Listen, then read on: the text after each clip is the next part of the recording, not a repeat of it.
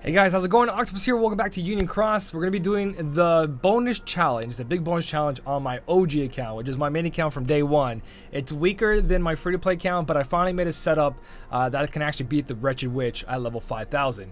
Now, I'm going to show you guys my exact setup, what I just did. That is the wrong quest down there. There you go. Banner's all fixed. Okay, so I came up with the setup pretty much with Sora being my attacker. There's 3 medals in the game that pretty much do what Sora do. There's actually a couple of them, but Sora, Riku, and Young Xehanort pretty much can do the same thing that this Sora can do, but it depends on your setup. But if you guys go for like up and down and then defense down, you guys are going to see over here that you pretty much have Sora, you've got yourself Young Xehanort, like I just talked about, and the Riku medal, which I don't have the Riku medal, but what this basically does is that you have strength and upright strength and speed strength by 15. So he maxes out all the buffs and all the buffs that you need for a speed setup.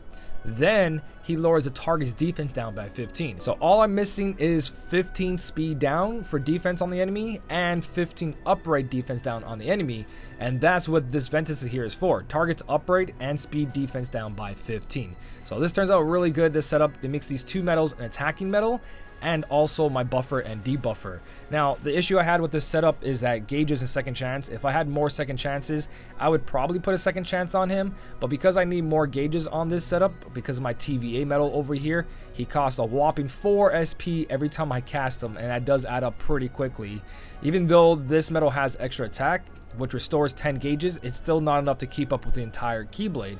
So I did need a second chance, and I needed a Kairi, and I wanted that to be on a separate medal, so I brought Kairi in here, the older one, and I kept this with an attack boost 5 max. So hopefully this will work out. My Keyblade subslots at 2.813, level 35, and these are all my traits. So slot 1, which is Sora here, he's got extra attack. Slot 2 is the Ventus, he has extra attack. Then my Kairi has extra attack, and my TVA medal has extra attack. And then for the negative 60 ground, it's only the first one, Sora, Riku, and you got the TVA medal here. No negative 60 aerial to deal with that Bookmaster.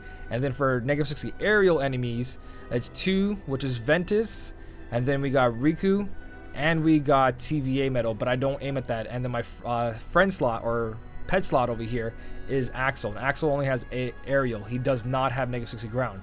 But the thing is, with these Keyblades having such high multipliers and really high strength on these medals, negative 60 aerial and ground is not really needed. Like, it does help, it adds a lot more damage, but I can still do a lot of damage just with using a medal with a lot of strength. If your medal's at 30,000 strength, you're gonna do good.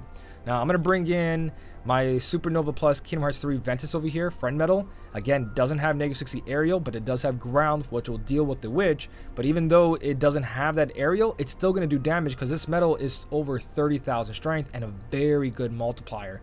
So because of those 2 factors, and also he buffs himself by 1500 speed, it's going to turn out even better. So my Axel's going to get 1500, and then when I cast the first cast of Ventus, that'll be 3000 speed strength. So I think this should work out. So I'm going to show you step by step what's going on and why Sora is so important. So Sora is a 2-turn buffer. So right here are debuffers and buffer. So for 2 turns, I'm going to have my full buffs over there, and we're going to debuff the general defense down by 15. Keep an eye on that because that's the big important thing here. Now, what I could do is activate this Riku to give upright and speed defense down, but because I don't really need that, I'm going to activate this again. It's totally fine, 78 million per hit, and then my first cast of Ventus, we're going to lower their defense. So now we got perfect upright, defense down, and speed by 15. And you can see that Ventus still did a lot of damage there. 664 million per hit, I think. So now that we got that out of the way, we're going to activate a Supernova. And I'm going to go for my friend Ventus here because he gives 280% guilt increase to all my medals. So now Ventus' second attack, let me lower the speed here. Remember, Ventus doesn't have negative 60 aerial. He's got ground but not aerial. But look how much damage he does to the Bookmaster. 396 million per hit without negative 60 aerial. So keep in mind, even though you don't have aerial and ground, bring in your strongest medals with the most strength. Now, I brought the Kairi in here for the second chance and to restore those gauges, and it also cleans up everything else that it doesn't need to. So we got Riku here activating 404 million, 373 million. You can see the difference is not that far off. And then TVA medal doing 595 million per hit, extra attack on the same one because we want to take down him faster than we take down the Bookmaster so they can die at the same time, or the witch dies. Now, here's the part that I really want you guys to pay attention to. So, Axel did 948 million to the Bookmaster and 740 something million to the Witch. Again, Axel does not have negative 60 ground, but he's still doing so much damage because of the guilt boosting and the amount of strength the metal has. So don't worry about negative 60 grounds and aerials. Now that we've got these huge strength boosts and huge multipliers on Keyblade, 7 point something makes a huge difference. You don't need those negative 60 aerials and grounds. They do help though. They do help.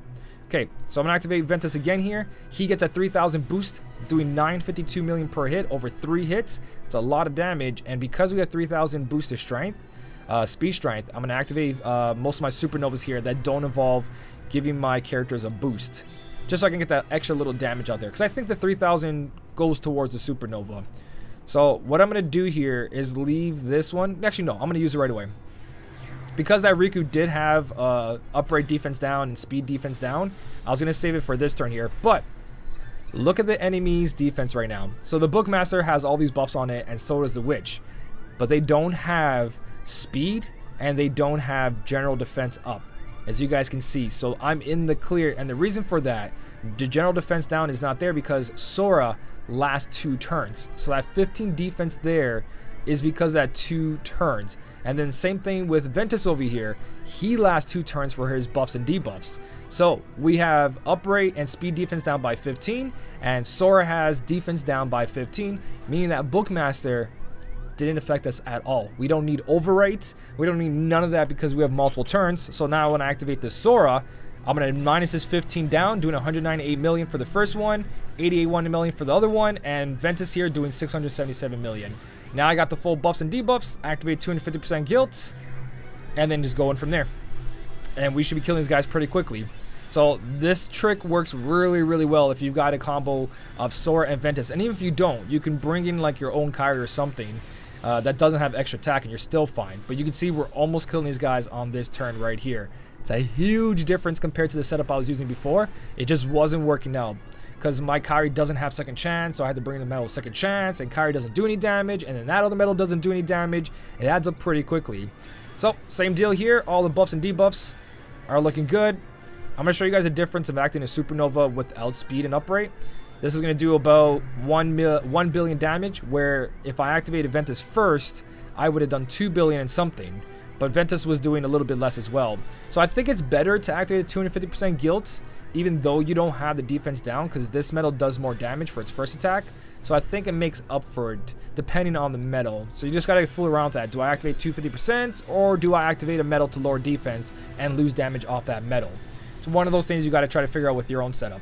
But right there, boom, didn't even need the full setup. I had 2 more attacks on my friend Ventus, pretty much just enough to clear this, and I probably could have done it more efficient, but that is a full clear. That gives me 1,000 jewels. Did not spend anything for that. Had VIP coins laying around to make that Sora like that. Extra attack on it was great, but not necessary. All you need is 1 activation from Sora and you're good. And even if this doesn't have 2 turn carryover, as long as the metal does the buff and has extra attack, you can actually get away with that as well too.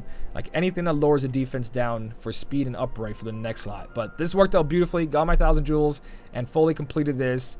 I believe I fully completed everything else except for the Hades Cup over here. I just used a skip ticket for this guy. So if you know what I'm talking about, if you go to confirm, you have 2 types of skip tickets here.